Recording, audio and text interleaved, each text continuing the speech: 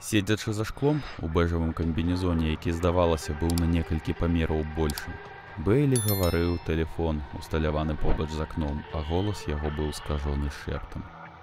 Амаль адразу, нібы ведаючы, пра што мы тут пытаемся, ён пачаў свой аповед. Яе спачатку звалі Моніка Кэмпбелл. Так што спачатку я падумаў пра яе. У той год яна была новым дзіцём. Яна пераехала сюды з Каліфорніі, ці так яна сказала. Яна імгненна стала папулярнай. Прыгожая, з сям'і з вялікімі грашыма. Яна была на вяршыні ўсіх рэйтынгаў. Адразу ўверх сярэдні бал 5.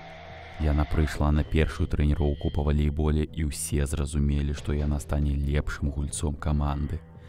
Яна таксама вучылася ў мяне на занятках англійскай мовы і, здавалася, ведала больш за мяне.